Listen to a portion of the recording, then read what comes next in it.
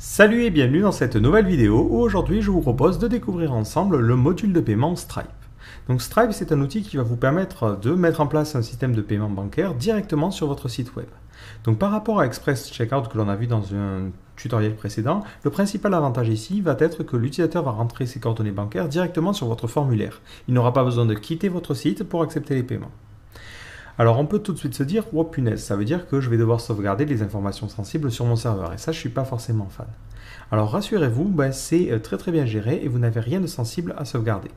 En fait, ce qui va se passer, c'est que l'utilisateur va soumettre ces informations à travers un petit formulaire classique. Vous allez lui demander son numéro de carte bleue, sa date d'expiration et le code de vérification. Lorsque ces informations vont être soumises, elles ne vont pas directement être soumises à votre serveur, mais elles vont être soumises au serveur de Stripe. Stripe, en échange, vous renverra un token que vous pourrez utiliser pour créer un client. Et ensuite, vous sauvegarderez l'idée de ce client dans votre base de données pour pouvoir faire des paiements plus tard. L'avantage, c'est que c'est Stripe qui va gérer toutes les informations sensibles et vous n'avez rien de sensible à conserver. Alors, tout de suite, on peut se demander aussi quel est le prix d'un service comme ceci. Alors, au niveau des tarifications, c'est plutôt clair. C'est-à-dire que par transaction, vous devrez donner 2,9% de la somme totale à Stripe, plus une somme de base de 30 centimes de dollars. Alors, je ne sais pas du tout combien ça fait en euros. Il y a des tarifications un petit peu différentes suivant la quantité et le volume que vous allez gérer. Et il y a ensuite un autre frais qu'il est très important de prendre en compte dès le début, c'est les contestations de paiement. Dans le cas de Stripe, ils appliquent en plus des frais de base. C'est-à-dire que par défaut, dès que quelqu'un contestera une transaction, Stripe vous facturera 15 $. Si vous gagnez la contestation, c'est-à-dire que il s'avère que la contestation est erronée, vous récupérez ces 15 $. Si jamais l'utilisateur gagne sa contestation, vous perdez, en plus de devoir rembourser, 15 $. Voilà, donc c'est quelque chose à prendre en compte suivant le type de produit que vous voulez vendre. Ceci étant dit, le principal avantage qu'offre Stripe, et vous allez le voir dans ce tutoriel-là, c'est qu'il offre une API et une manière de fonctionner qui est extrêmement simple. De tous les modules de paiement que j'ai pu faire, c'est vraiment celui qui est le plus simple à mettre en place. Donc ce que je vous propose, c'est de rentrer dans le vif du sujet. Donc pour l'instant, j'ai juste créé un site vide, j'ai même pas de fichier PHP de base, et mon idée, c'est de permettre aux utilisateurs de payer. Donc, je ne vais pas forcément ici mettre en place un véritable système. Notre but, ça va être juste de découvrir ensemble l'API. Donc, on va juste créer un formulaire, et le but, c'est que on puisse payer à travers ce formulaire-là. Donc, je vais commencer par créer une première page que je vais appeler index.php, et je vais mettre une structure HTML de base. Donc là, j'ai pris un truc à base de sémantique, mais vous pouvez utiliser Tutor Bootstrap ou votre propre thème. Donc mon but, c'est que l'utilisateur puisse payer. Donc je vais commencer par créer un formulaire. Et dans ce formulaire, on va mettre comme action payment.php. Au niveau des champs, on va créer un premier champ qui va permettre de soumettre son nom. Donc on va créer un champ. On va mettre un petit champ de type texte. Et on va lui mettre le nom name. Donc là, l'utilisateur va entrer son nom et prénom. Donc c'est une information importante qui nous permettra d'identifier les clients côté Stripe. Ensuite, je vais créer une autre div et dedans, on va y mettre un input de type texte et au niveau du nom, on va lui demander l'email. D'ailleurs, on va profiter de l'HTML5, on va mettre ce champ de type email et ces deux champs, on va les mettre en required. Donc ça, ce sont nos champs entre guillemets hors paiement. Maintenant, on a besoin de demander à l'utilisateur des informations sensibles. Donc on a besoin de lui demander son numéro de carte bleue et ensuite, on va lui demander aussi son code de vérification et sa date d'expiration. Donc je vais créer le premier champ, donc on va créer un champ de type texte, hop.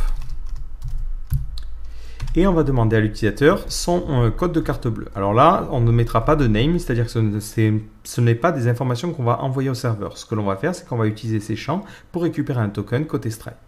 Du coup, à cet endroit-là, je vais mettre un placeholder et on va mettre votre code de carte bleue. Donc là, ce sera votre code de carte bleue.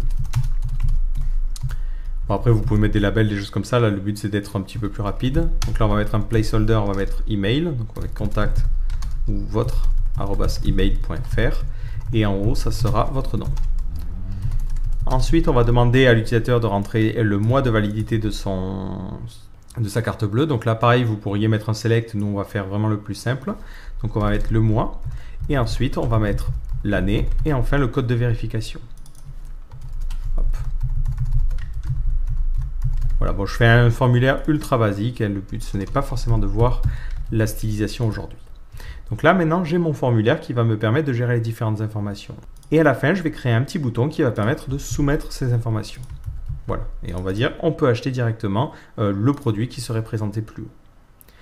Donc comme je vous l'ai dit, ces informations-là, ce n'est pas des informations que l'on va conserver. On va devoir les échanger pour obtenir un token de sécurité. Donc ce qu'il va falloir faire, c'est capturer à quel moment on soumet ce formulaire-là, empêcher sa soumission, utiliser les informations que l'on a dans ces différents champs pour récupérer ce token. Donc là, on a besoin d'utiliser un élément de Stripe qui est son API JavaScript. Donc vous cherchez Stripe.js sur Google, hop, et on va vous expliquer comment ça fonctionne. Donc d'abord, on vous explique les différents champs qui sont nécessaires. Donc là, c'est les champs que l'on a utilisés. Et ensuite, on nous montre un petit peu de JavaScript. Alors globalement, ils importent jQuery parce que le JavaScript de démonstration est fait avec jQuery et ils importent Stripe. Donc ça, c'est très important. Ça nous importe un objet global qui va nous permettre d'interagir avec l'API. Donc cet objet, hop, on le met tout de suite au niveau de notre page. Donc on va le mettre juste à la fin de notre page. On va charger aussi jQuery, histoire de ne pas forcément se compliquer la vie avec du JavaScript natif. Après, vous pouvez tout à fait faire du JavaScript sans forcément utiliser jQuery, mais c'est pour le tutoriel. Et ensuite, on va écrire notre JavaScript directement ici. Donc, je vais créer une balise script et on est parti. Donc la première étape, ça va être de mettre en place notre clé publique. Donc c'est cette clé-là qui permettra de valider ces informations-là. Donc pour obtenir cela, il faut vous rendre sur votre compte Stripe. Donc vous allez sur votre petit dashboard et dans votre dashboard, vous allez aller dans Settings. Vous cliquez ici, puis vous cliquez sur Settings. Donc vous allez avoir différentes informations et vous allez cliquer sur API Keys. Automatiquement, ça vous donnera des clés de test qui vous serviront dans l'environnement de test et des clés de production. Donc moi, dans mon cas, je vais utiliser la Publishable Key. C'est la clé publique que je peux utiliser. Donc là, au niveau de votre JavaScript, vous utilisez l'objet global Stripe que vous avez importé grâce à cet appel-là. Et ensuite, vous utilisez la méthode setPublishable Key. Et au niveau de cette valeur-là, vous mettez votre clé publique.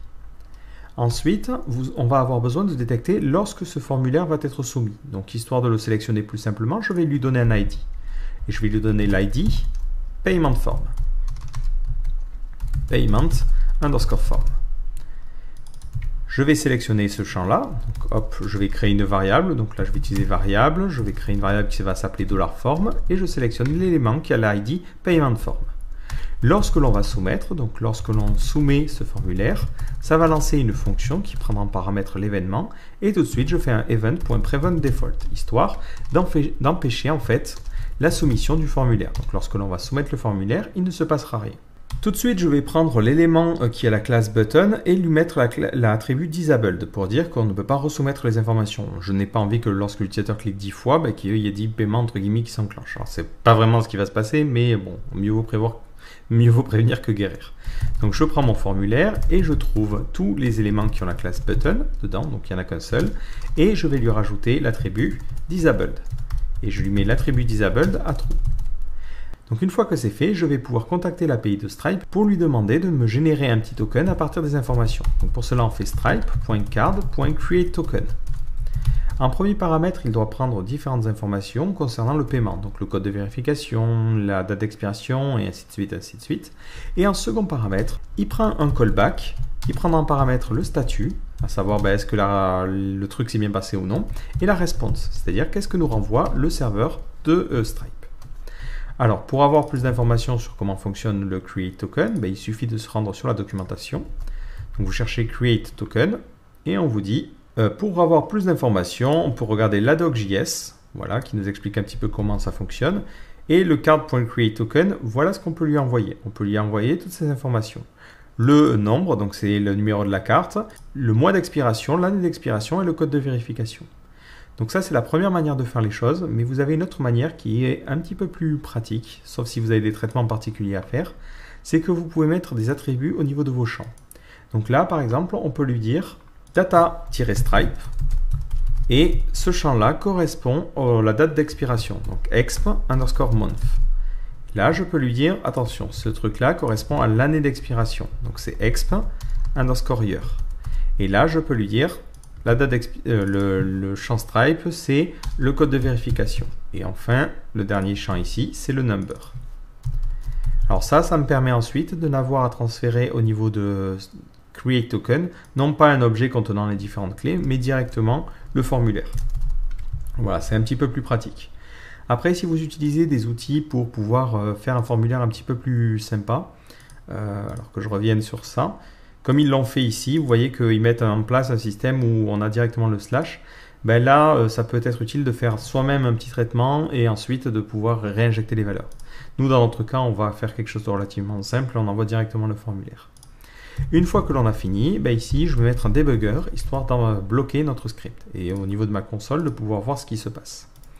Donc si j'inspecte mon code et que je sors ma petite console, hop, je réactualise, histoire d'avoir le bouton soumettre. Je vais soumettre les informations. Donc Jonathan, on va mettre contact@graphicart.fr. Mon numéro de carte bleue, je mets n'importe quoi. Le mois, je mets n'importe quoi. L'année, je mets 18. Et le code de vérification, je vais mettre 1, 2, 3. Je clique sur acheter. Automatiquement, je vois que mon script s'arrête et je vais pouvoir inspecter ce que j'ai. Dans Response, je vois que j'ai un objet qui contient une erreur parce que là, le code de carte bleue n'est pas bon. Si je regarde au niveau de statut, j'ai un statut de type 402, c'est-à-dire que le serveur m'a répondu en disant ben non, c'est pas possible. Si j'ai un statut de type 200, ça veut dire que tout a bien fonctionné. Donc nous, dans notre cas, on va pouvoir mettre des conditions. On va pouvoir, par exemple, pouvoir dire si j'ai des erreurs dans la réponse, donc if response.error, ben dans ce cas-là, ce que je peux faire, c'est rajouter au niveau du formulaire des informations concernant l'erreur. Donc par exemple, je vais dire au début du formulaire, je veux que tu rajoutes une div qui va avoir la classe, alors là c'est par rapport à mon framework CSS, négative message, et dedans tu vas y mettre les erreurs que tu as récupérées. Donc les erreurs que j'ai récupérées, elles sont directement accessibles via la clé message dans cet objet error. Donc là, hop, un petit peu de concaténation. Je fais response.error.message. C'est ce que l'on a vu dans la console. Et je n'oublie pas de fermer ma div. Et juste avant, ce que je vais faire, c'est que je vais trouver tous les éléments qui ont la classe message et je vais les supprimer. Voilà. Donc là, bon, c'est pas du JavaScript propre, mais ça fera le taf. Dans le cas contraire, si tout s'est bien passé, je vais obtenir des informations concernant le paiement. Et je vais récupérer notamment le token. Donc le token s'obtiendra directement dans l'objet response. J'aurai une clé qui sera ID. Donc je ferai var token égale response.id. Je récupère l'ID. Et ensuite, ce que je peux faire, c'est injecter dans mon formulaire un champ qui va permettre de récupérer ce token côté serveur. Donc je fais un form.append et je lui rajoute un input de type hidden, donc un champ de type caché, et je vais lui donner le nom Stripe token. Donc là je vais coller à ce qui est proposé dans la démo, mais vous pouvez véritablement faire absolument n'importe quoi. Et sur ce champ-là, je vais lui donner la valeur token. Et enfin, je peux soumettre mon formulaire. Voilà. Donc ça, c'est un petit peu de code. Je voulais vous l'expliquer, mais vous pouvez directement quasiment le copier depuis la documentation. Il fonctionne tel quel.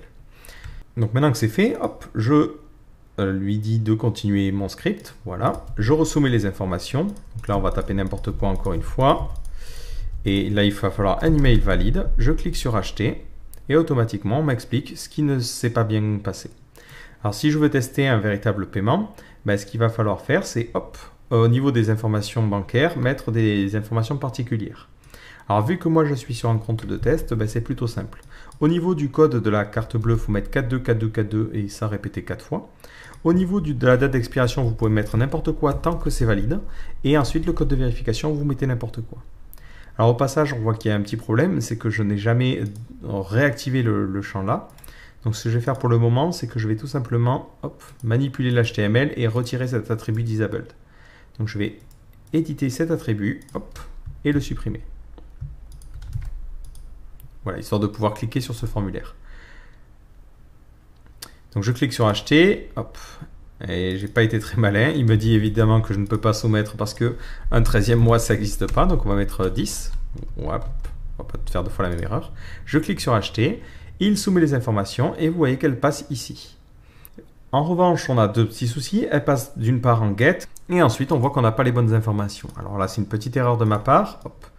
Là, la valeur, c'est directement sur ce champ-là qu'on veut le mettre. Voilà, on prend ce champ-là, on le crée sous forme d'objet jQuery et on lui assigne la valeur. Et ensuite, c'est ce truc-là qu'on ajoute au formulaire. Et là, j'ai oublié un petit E. C'est Stripe token. Et si je remonte au-dessus, mon formulaire, il ne faut pas que j'oublie la méthode. On ne veut pas passer ça en get, on veut passer ça en post. Donc maintenant, je vais pouvoir créer un nouveau fichier que je vais appeler payment.php. Et à l'intérieur, je vais avoir besoin de récupérer les informations. Donc si vous regardez au niveau de la documentation, surtout la hop, la première page en fait sur laquelle on tombe, la Stripe Documentation, on vous explique pas à pas les différentes possibilités. Donc nous, ce que l'on vient de faire, c'est ça. On vient d'implémenter ce système de formulaire. Donc vous cliquez sur Submit et Success et ça vous amène directement à l'étape 2. Donc l'étape 2, ça consiste à créer un customer. Donc globalement, sur Stripe, vous allez avoir des clients et vous allez devoir créer un client pour chaque carte bleue que vous allez utiliser. Donc nous, ce que l'on va faire, c'est qu'on va récupérer ce token-là et l'utiliser pour créer notre premier client. Et c'est ce client que l'on sauvegardera en base de données.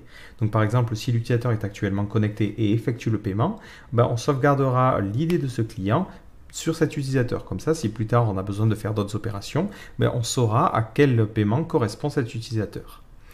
Alors pour interagir avec l'API, avec PHP, vous avez deux solutions qui s'offrent à vous. La première, c'est tout simplement d'utiliser des outils qui fournissent par défaut. Donc si vous cherchez Stripe PHP, vous allez trouver cette librairie-là, qui est la librairie officielle et qui vous permet d'interagir avec. Nous, on ne va pas utiliser ça aujourd'hui, mais on va tout simplement utiliser carrément curl et faire les choses manuellement.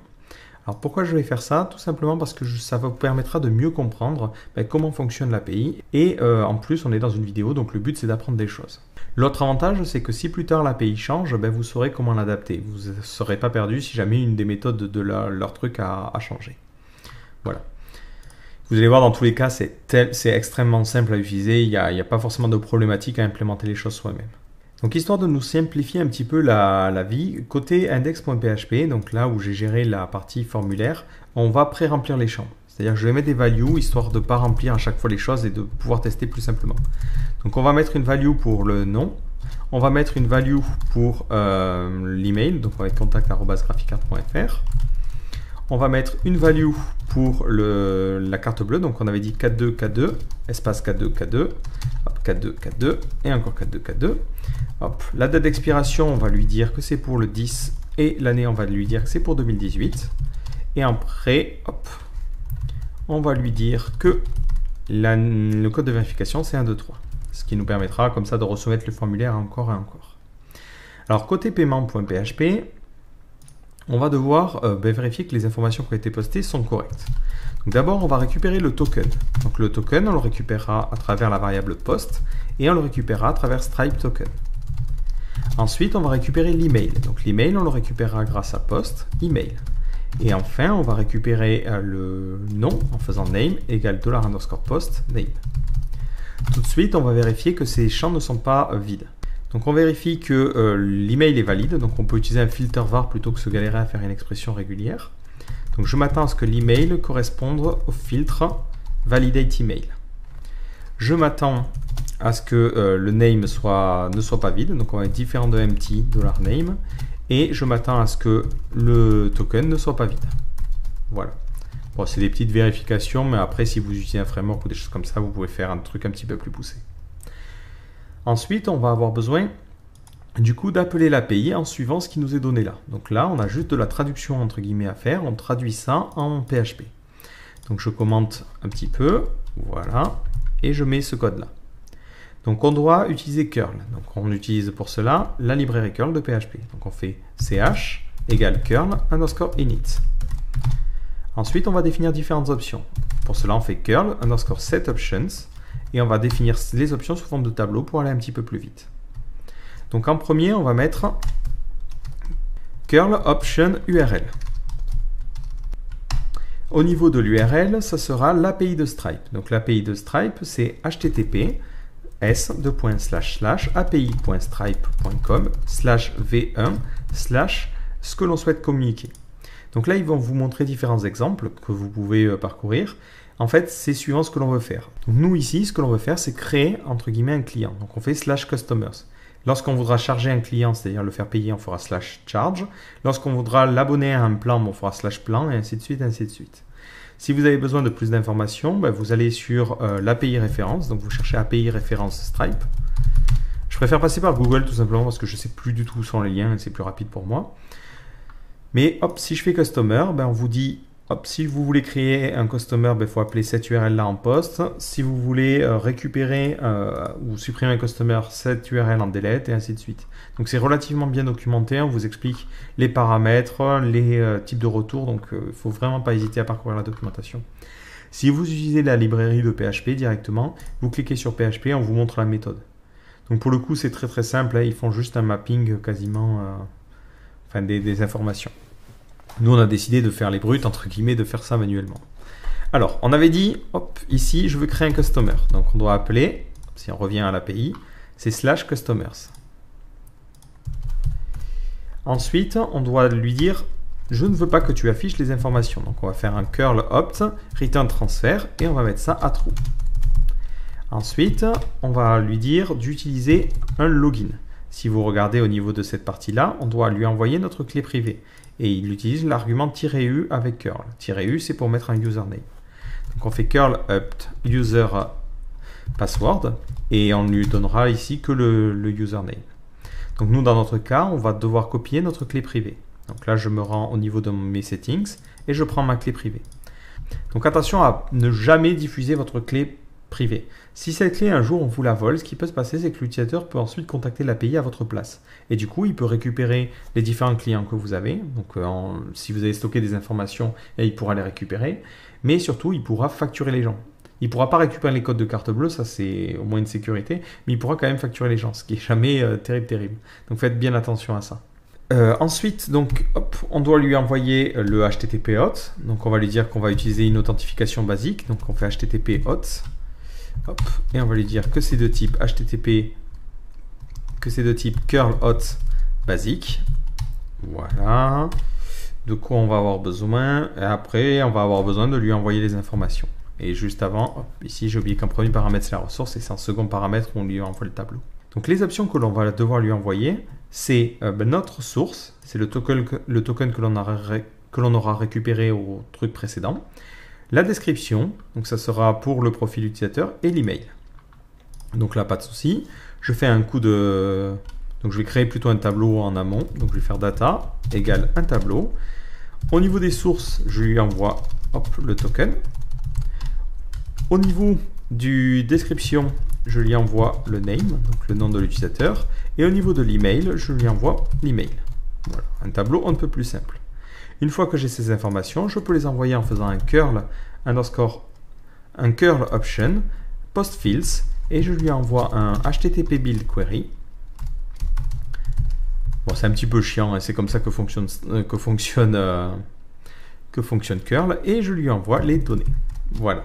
Donc là, mon petit curl est bien configuré et je vais pouvoir l'utiliser. Donc là, j'appelle mon API en faisant un coup de response égale curl underscore exec de mon objet curl. Ça me renverra les informations sous forme de JSON. Donc je fais un JSON décode de ces informations-là et j'aurai du coup ma réponse. Tout de suite, je vais faire un coup de var dump et je vais var dumper la réponse et je vais mettre un die juste après, juste pour voir si je récupère bien les informations. Voilà, donc là j'ai simplement traduit ce qui m'était donné là en PHP. Donc je vérifie que je n'ai pas fait d'erreur, mais on dirait que c'est bon. Juste peut-être ici, je peux faire un curl close pour lui dire que ça ne sert à rien de continuer à rester ouvert. Donc je vais revenir au niveau de mon formulaire. Donc, je reviens en arrière, les informations sont déjà pré-remplies, c'est plutôt simple, et je clique sur acheter. Automatiquement, on me dit, ah, il y a une petite erreur, filter var ne fonctionne pas. Oui, si je ne mets pas le T, on ne va pas aller loin. Voilà, donc je resoumets les informations. Et je vois que j'obtiens en retour un objet de type stdclass. Donc globalement, c'est le JSON décode qui fait ça. J'ai un ID et différentes informations que je vais pouvoir utiliser. Donc ce qui nous intéresse vraiment et ce que vous allez devoir conserver de votre côté, c'est vraiment cet ID, c'est l'idée du client. Si vous regardez au niveau de votre page Stripe, donc il faut bien vérifier que vous soyez en test. Hein. Si vous êtes en live, ça ne va pas fonctionner.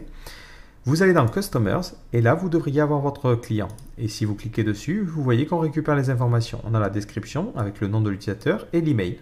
Je vous conseille de remplir ces champs, même si vous pouvez mettre n'importe quoi, tout simplement parce que ça vous permettra de mieux vous y retrouver au niveau de votre back-office. Donc nous, ici, on n'a pas de base de données, mais on s'en fiche, on a le client à cet endroit-là. D'ailleurs, hop, tout de suite, on va le supprimer parce qu'on va faire des choses un petit peu plus poussées juste après. Donc là, je ferme le compte. Si je me rends sur la documentation, on vient de faire cette étape-là. Donc, il nous explique un petit peu que si on veut l'essayer, on peut utiliser notre terminal. Donc là, on va taper cette commande au niveau de notre terminal pour créer, entre guillemets, cet utilisateur-là. La documentation va détecter qu'on a effectué ce paiement et nous montre ensuite un autre exemple. Si je veux charger l'utilisateur, entre guillemets, le faire payer une fois, ben, c'est cette commande que je vais devoir utiliser. Donc là, on va se mettre des petits commentaires histoire de s'y retrouver. Voilà. Donc là, ça nous permet de faire payer un utilisateur. Donc on précise la somme qu'il va payer, l'unité du paiement, et ensuite on doit lui renvoyer l'idée du customer, l'idée du client. Donc c'est pour ça qu'il est important de le conserver. Donc là, on va utiliser directement curl pour passer à l'exemple suivant et que je puisse vous montrer les autres exemples. Ensuite, l'autre cas, c'est le cas des plans. Donc le système de plan nous permet en fait de gérer un système de paiement récurrent où on va dire l'utilisateur doit être facturé de 99 € tous les mois. On va donner un nom à ce plan, entre guillemets, à cet abonnement et on lui donne un ID particulier. Donc là, ça permet de créer des abonnements à la volée. Donc là, je vais le mettre ici, histoire qu'on s'en souvienne. Et enfin, je vais taper ça au niveau de mon terminal. Enfin, on doit appeler subscription pour indiquer que l'utilisateur que l'on avait précédemment créé va être abonné au plan que l'on vient de créer. Voilà, donc on a deux manières entre guillemets d'utiliser le système. Soit on charge, soit on utilise le système de plan et on abonne l'utilisateur à un plan particulier. Alors les plans, on peut les créer dynamiquement, mais on peut aussi les créer depuis notre back-office. Si vous vous rendez sur votre petit dashboard Stripe, vous avez ici la partie plan et vous pouvez créer vos propres plans. Donc là, on voit qu'il en a créé un par défaut. Mais je peux choisir d'en créer un moi-même, je peux lui donner un ID. Donc on va imaginer par exemple l'abonnement premium sur GraphiCart, c'est un exemple. On lui donne un nom, premium. On lui donne une unité, donc ça serait en euros. On va dire qu'on paie 100 €, hein, les comptes sont devenus super chers. On peut préciser à quelle récurrence on veut faire payer les utilisateurs, donc là on va dire par mois. On peut mettre en place une période de démonstration et ensuite on peut mettre une description qui ne sert pas à grand chose. Et après, on peut créer notre plan. Donc maintenant, si on veut abonner un utilisateur à ce plan-là, on peut sauter cette étape où on crée le plan. On peut directement passer à l'étape subscription. Voilà, donc nous, pour le moment, on va simplement charger l'utilisateur une fois. Il n'y a quasiment aucune différence entre les deux, si ce n'est l'URL que l'on va appeler qui va être différente. Alors, dans le cas où on veut charger l'utilisateur, on avait dit que c'était ce truc-là que l'on devait faire. Donc nous, l'avantage, c'est qu'ici, on a déjà récupéré les informations sur le client. On va plutôt utiliser ici Customer. Voilà, ça nous parlera plus. Et du coup, je peux faire la deuxième transaction.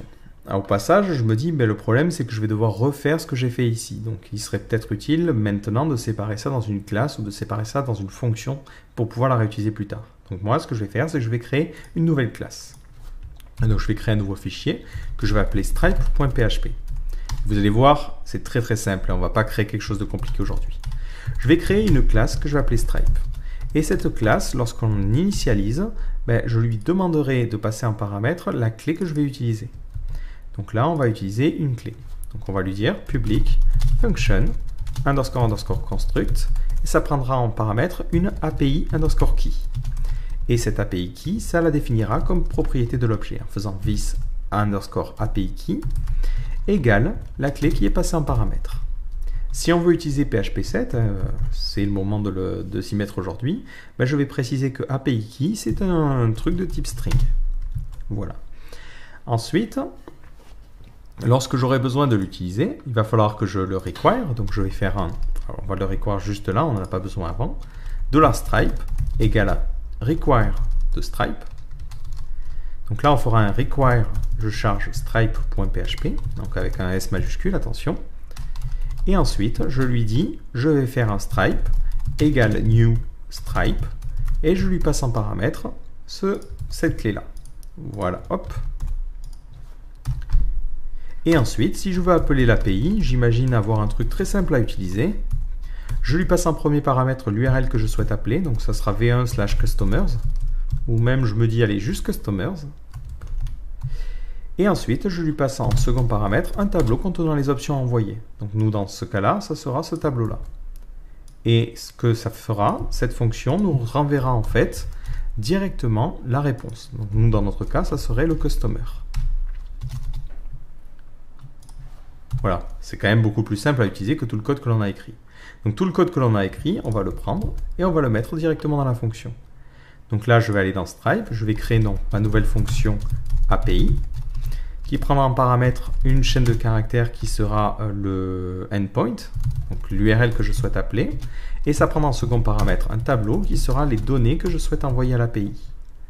Ça initialise curl, ça fait un curl init, Ça lui définit différentes options, sauf que ici, on aura le endpoint qu'on souhaite appeler. Donc là, je vais mettre des doubles quotes pour interpoler la variable. Je veux retourner le transfert. Je vais mettre un password qui sera mon API key. Donc là, je ferai un coup de vis API key. Je lui définis l'authentification basique et je lui définis les champs. Donc là, c'est à partir des données que j'ai récupérées. Ensuite, je récupère la réponse et c'est cette réponse que je vais retourner. Donc si je veux utiliser PHP 7, je peux lui dire que cette fonction va retourner à un truc de type std class. Voilà, c'est ce que renvoie un JSON decode en l'occurrence. Et ce que je vais faire, c'est que je vais préciser que ça a une propriété privée qui s'appelle API key. Histoire que si quelqu'un reprenne ma librairie, il sache un petit peu qu'est-ce qui compose cet objet-là. Donc à cet endroit-là, au niveau de paiement, je me retrouve directement avec le customer. Donc là, je vais faire un coup de var dump customer, histoire de voir ce que j'obtiens. Et si je réactualise la page, hop, cette fois-ci, je ne vais pas avoir un objet correct, je vais avoir une erreur. Parce que j'essaie d'utiliser un token qui a déjà été utilisé pour créer un customer. Du coup, j'obtiens cette erreur-là. Donc ça peut être pratique au niveau de notre classe de gérer ce cas-là. Donc on va dire si notre objet a une propriété erreur, dans ce cas-là, il faut dire, bon ben là il y a une erreur et je la renvoie. Donc au niveau de mon objet Stripe, ici, je vais mettre if, je vais mettre juste après le curl clause, if, si mon objet response a une propriété erreur, donc si mon objet response a une propriété error, il y avait un seul S, il n'y avait pas d'S, ben dans ce cas-là, je vais renvoyer une exception. Exception que je pourrais récupérer plus tard pour pouvoir expliquer ce qui s'est passé incorrectement et renvoyer quelque chose visuellement à l'utilisateur. Là, pour l'instant, on va se contenter d'un message d'erreur bien dégueulasse. Voilà, le but, c'est de découvrir l'API et juste de se simplifier un petit peu la vie. Si maintenant je réactualise, hop, ça va renvoyer une erreur qui va être capturée par PHP et renvoyée. Donc là, je suis obligé de revenir à l'étape précédente où je resoumets ces informations-là, histoire d'obtenir un token frais et de régénérer, entre guillemets, un customer. Donc au niveau de mon système, hop, je vais supprimer les customers que j'ai déjà créés, pour que je pourrais le garder. Au passage, vous le voyez, le dashboard de Stripe est vraiment bien fait. Je clique sur Customer, je vois mes différents clients, entre guillemets. Donc là, c'est celui que j'ai créé en utilisant la documentation tout à l'heure. Je vois qu'il a une carte bancaire, je vois son numéro de carte bancaire. Et je vois son paiement. Si je l'avais abonné à un plan particulier, je le verrai dans les Active Subscriptions. Voilà. D'ailleurs, on peut le faire, je ne sais pas si... Ouais, je l'ai laissé ouvert. Voilà, si je fais ça, hop, et que j'appelle ça avec mon terminal, là, j'abonne cet utilisateur à cette formule-là. Et si maintenant je réactualise cet utilisateur en particulier, hop, je vois qu'il est abonné à ça. Donc tous les mois, il recevra un paiement de 9 €. Voilà, donc moi je trouve ça vraiment, vraiment bien foutu. Alors là, on va revenir ici. Nous, hop, on a fait notre customer. Ici, on a bien notre customer qui a été créé. Donc, on va pouvoir appeler la seconde page. L'avantage, c'est que c'est ultra simple. Il suffit de faire notre objet Stripe, d'appeler l'API. Hop, on appelle charges. Et ensuite, on lui passe un tableau d'options. On lui passe un amount. Alors, l'amount, attention, c'est en centimes. C'est-à-dire que là, vous voyez 2000. C'est pas que ça va facturer 2000 €, c'est que ça va facturer 20 €. Donc si vous facturez, on va imaginer 10 €, il faudra mettre 1000. Voilà, c'est comme si vous divisiez tout par 100. Donc ensuite, on va préciser la currency. Nous, on est quand même en Europe, donc on va payer en euros. Donc vous pouvez adapter, je ne sais plus, il faut chercher sur la documentation les différents trucs. Et surtout, ce qu'on doit lui envoyer, c'est le customer, à qui on est en train de facturer les 10 €. On facture les 10 € au customer que l'on a créé précédemment. Donc ça sera customer ID. Voilà. Et après, ici, on pourrait mettre n'importe quoi, un petit message de succès. On va mettre bravo, votre paiement a bien été enregistré. Mais vous, dans votre cas, vous ferez un update au niveau de votre base de données et vous pourrez lui mettre différentes informations. Donc, ce que l'on va faire aussi, c'est qu'on va récupérer les informations. Donc, si vous regardez hop, au niveau de la documentation, hop, vous cherchez charges. Ouais, ça aurait été bien qu'il mette une recherche ici. Voilà, on vous montre le charge object. Le charge object vous donne des informations sur le paiement en question. Il n'y a pas grand chose à dire si ce n'est à la limite qu'on pourrait conserver cette clé-là pour ensuite stocker ça en base et pour pouvoir générer une facture plus tard. Bon, là, en l'occurrence, on n'a pas besoin de grand chose, donc on va juste aller mettre un petit debug. Donc on va mettre un charge égale ce truc-là. Et ensuite, on va mettre un coup de var dump de la charge qui a été effectuée, histoire de l'afficher. Et ensuite, on dira bravo, votre paiement a bien été enregistré. Si maintenant je resoumets les informations, hop, ça va créer un customer qui correspond aux informations que j'ai postées et ça crée une charge. Donc vous voyez ici, c'est préfixé par ch underscore. Et après, on a tout le reste. Si je regarde au niveau de mon petit dashboard ici, ben, je vois que j'ai un nouveau customer qui a été créé. Donc ici, c'est contact@graphicart.fr. Et si je descends, j'ai sa carte bancaire, j'ai son paiement de 10 € et je vois son paiement qui a été effectué.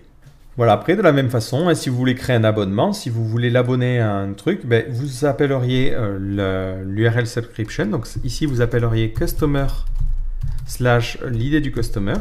Donc là, on ferait ça, customer ID.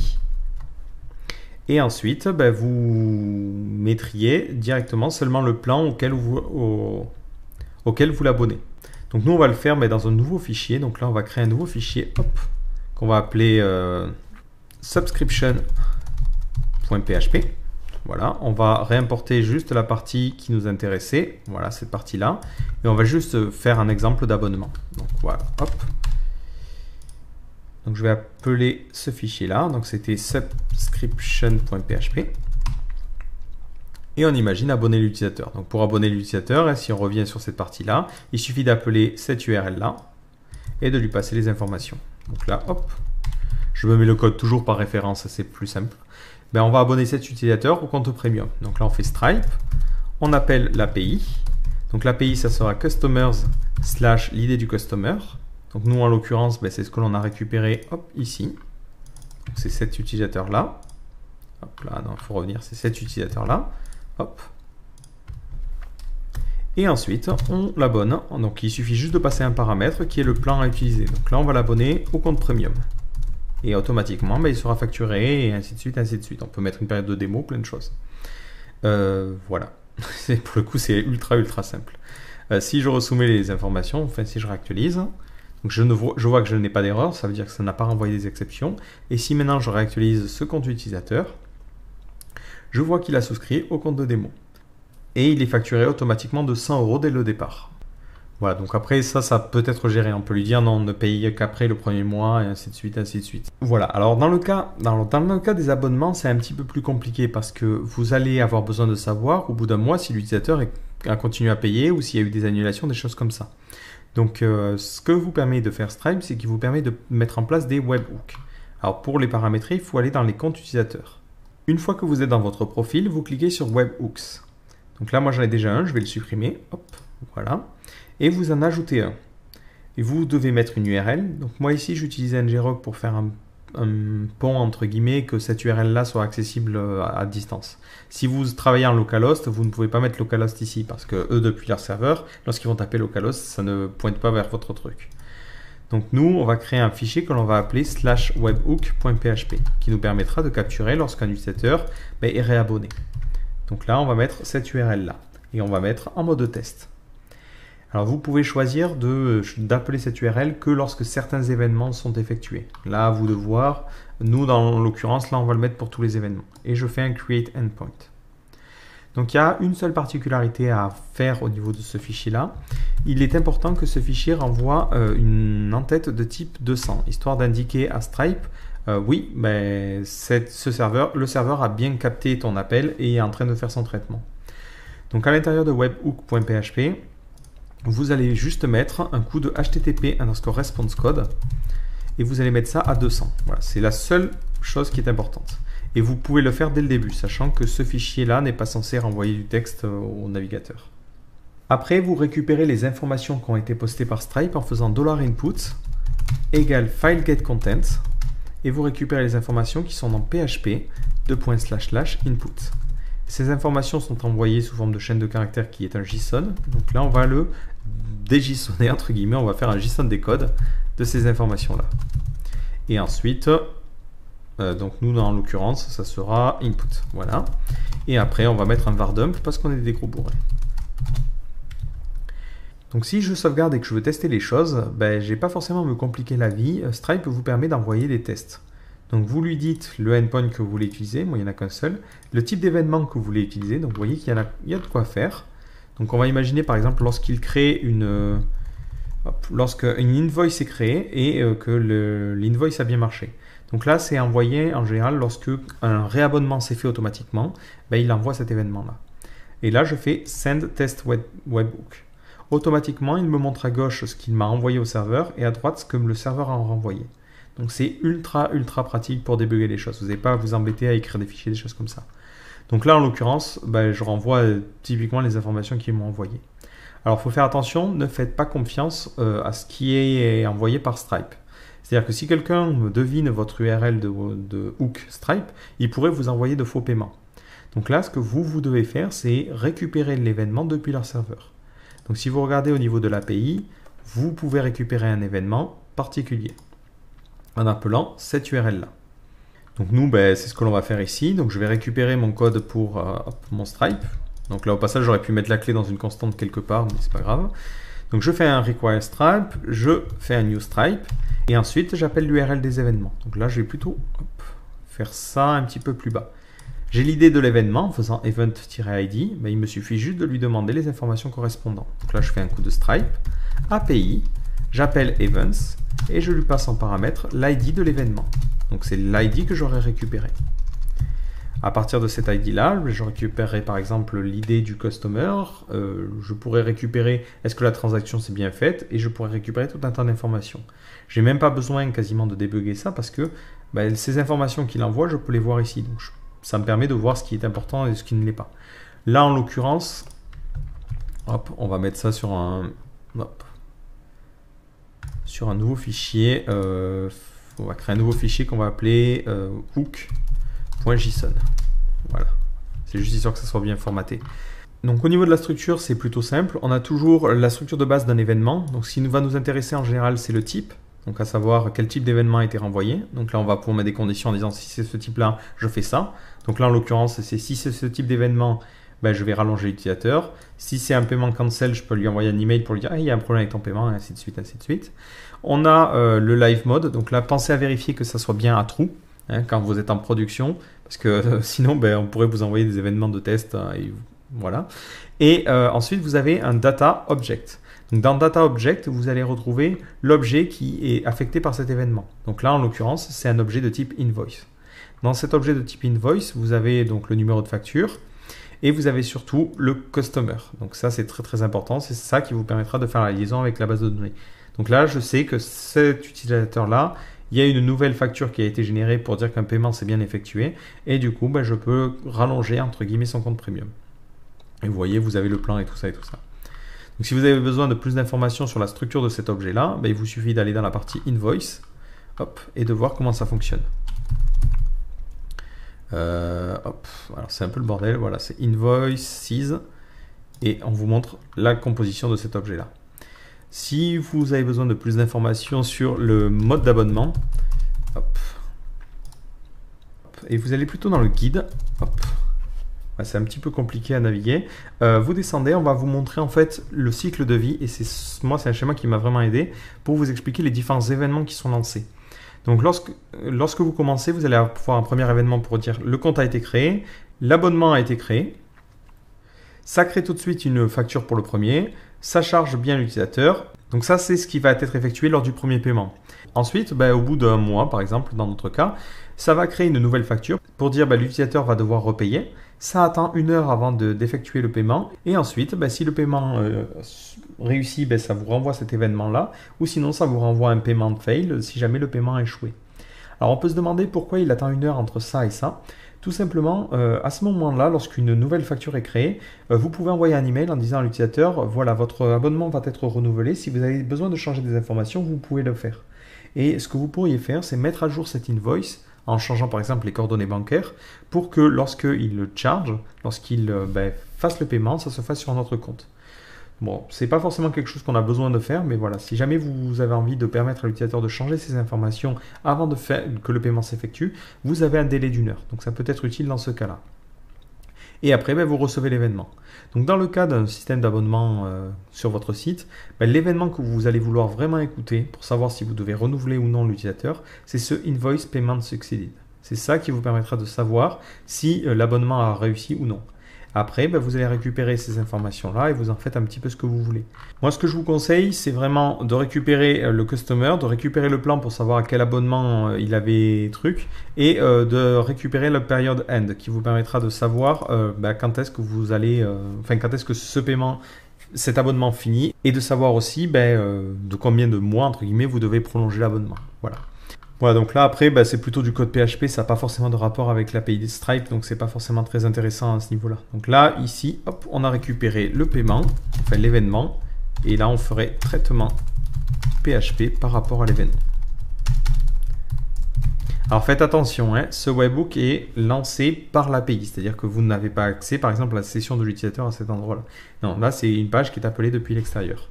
Ce qu'il faut retenir, c'est qu'il est très important de bien renvoyer cette en-tête-là. Si vous ne renvoyez pas cette en-tête-là, ce qui va se passer, c'est que Stripe, quand il va faire ses webhooks, donc là, lorsqu'il va y avoir un paiement, alors je ne sais pas si ça l'a fait au début, mais si je renvoie une erreur de type 404, par exemple, et qu'un nouvel utilisateur s'abonne, donc là, on va revenir en arrière, hop, on va revenir sur le paiement comme ça, hop, je clique sur acheter. Ce qui va se passer, c'est que l'API va essayer de contacter notre serveur et va dire c'est bizarre, j'ai une erreur 404, et du coup, il va continuer à nous dire il y a des problèmes. Et il nous enverra même des emails pour nous dire j'ai essayé de contacter ton hook et il y a eu des problèmes. Donc vous savez en temps réel s'il y a des soucis ou non. Alors là, hop, c'est quel compte? C'est celui-ci. Et en bas, voilà, vous voyez ici, j'ai des pending webhooks, c'est des webhooks qui n'ont pas fonctionné. Et on va me montrer, hop, il y a un souci à ce niveau-là. Le serveur a renvoyé une en-tête de type 404. Voilà ce que moi j'ai envoyé au serveur et il n'a pas bien répondu, il m'a répondu ça. Et effectivement, là en l'occurrence, je me suis planté un petit peu sur l'implémentation. Donc je vais appeler le webhook moi-même. Donc là, je vais remettre 200 histoire que l'API ne plante pas. Et on va lui demander de récupérer les informations sur cet événement en particulier. Donc là, l'avantage, c'est que vu qu'on a le debug, on peut tricher entre guillemets sur les choses et lui demander... là, si on lui met en dur directement cet événement-là, et on va appeler webhook. Et ensuite, on va mettre un petit vardum de event. Voilà, mon but, c'est juste de récupérer les informations concernant cet événement-là. Et en fait, je pense que le souci que l'on va avoir, c'est que ma méthode qui a été créée, elle a été créée pour des trucs en post, et ça, c'est quelque chose qu'on récupère en get. Ouais. Donc là, il faudrait appeler events slash l'idée de l'événement. Donc là, ça serait events slash ce truc-là. Et du coup, on ne lui passe absolument aucun autre paramètre ici. Et du coup, ici, hop, il faudrait lui préciser au niveau de notre partie API. Donc là, c'est dans notre classe Stripe. Hop. Par défaut, data, ça peut être nul. J'espère que PHP va me laisser le faire. Ici, c'est nul. Hop, c'est ici. On rajoutera cette option plus tard. Donc là, on fera un if data est différent de nul. Dans ce cas-là, on fera ce setOption. Donc là, on fera un curl underscore setOption. On va définir que cette option en particulier. Donc l'option, c'est postfield. Et on lui dit que c'est HTTP build query. Voilà, dans certains cas, effectivement, on ne souhaite pas utiliser de choses et on ne souhaite rien poster. Voilà, donc là, je pense qu'on est bon. Oui, j'ai oublié de lui préciser en premier paramètre que c'est cette ressource curl que je vais utiliser. Je réactualise.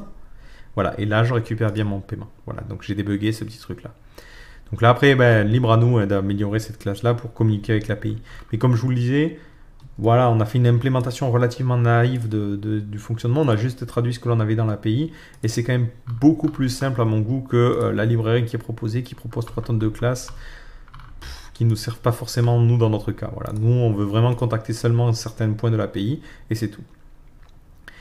Du coup, si je reviens ici dans Webhook, là, il faut que je retire cette partie Events. Et là, hop, on mettra Events slash l'idée de l'événement. Donc, c'est Event ID. Et là, hop, si je veux faire de la concaténation, je mets des accolades. Voilà, donc maintenant, si je reviens au niveau de Stripe, hop, je réactualise cette page-là parce qu'il réessaie les webhooks de manière automatique. Donc normalement, hop, même sans que j'ai eu quoi que ce soit à lui dire, il a dû le faire. Et ce n'est pas le cas. Donc là, je vais faire un retry all webhook. Je réactualise, hop. Et je vois bien que ce webhook est un succès. Donc là, en l'occurrence, dans le retry history, hop, dans le statut, hop, si je descends, je vois bien que j'ai mon objet event et j'ai récupéré les informations. Voilà donc globalement pour ce qu'il y a à connaître de l'API. Donc après l'API est plutôt complète, elle vous permet d'interagir avec beaucoup de choses. Après c'est suivant le niveau en fait que vous voulez, le niveau d'abstraction que vous voulez mettre dans votre back-office. Moi dans la plupart des cas, les API que je vous ai montrées sont largement suffisantes. C'est-à-dire que le client, lui, il aime bien passer par le back-office entre guillemets de Stripe pour gérer les problèmes ou les annulations. Mais après, c'est vrai que si vous voulez tout gérer depuis le site web, ça peut aussi être intéressant de récupérer d'autres informations et de communiquer avec l'API de manière un petit peu plus complète. Mais globalement, c'est toujours le même principe. On va appeler une URL, on va lui passer des paramètres, on va récupérer un objet en retour et après on fait le traitement que l'on souhaite. C'est pas vraiment très compliqué. Donc globalement, ce qu'il faut retenir de cette vidéo, c'est la chose suivante. Au niveau de Stripe, la première chose que l'on va devoir faire, c'est générer un token. Ce token nous permettra ensuite de créer un client. Donc ce que l'on fera, c'est qu'on récupérera les informations bancaires de l'utilisateur et on les enverra à l'API de Stripe, qui en échange nous renverra un token que l'on injectera dans le formulaire. Ce token ensuite sera récupéré par le serveur et sera utilisé pour générer un client. Donc lorsqu'on génère un client, on récupère l'ID du client. Donc ça c'est très important de le sauvegarder en base de données parce que ça nous permettra de faire la liaison entre un compte utilisateur sur notre site et un client Stripe. Une fois que l'on a ce client, on peut choisir de le charger. C'est-à-dire on peut choisir de lui prélever entre guillemets de l'argent. On peut aussi utiliser cette idée de client pour pouvoir l'abonner à une formule particulière. Donc cette formule peut être créée depuis le back-office de Stripe ou tout simplement on peut la générer en utilisant l'appel à l'API de Stripe. Donc on peut générer comme ça différentes formules au fur et à mesure. Donc là c'est à vous de voir suivant les cas. Personnellement j'ai tendance à préférer la création de formules directement depuis le dashboard étant donné que en général on n'a pas des millions et des millions de formules à gérer. Donc une fois que l'utilisateur est chargé, entre guillemets, a payé son système, là on peut faire les choses de manière synchrone. On peut directement créditer son compte d'argent ou dire que son compte est maintenant abonné. Si on a mis en place un système d'abonnement, ce que l'on va faire, c'est qu'on va mettre l'utilisateur premium entre guillemets pour une durée particulière.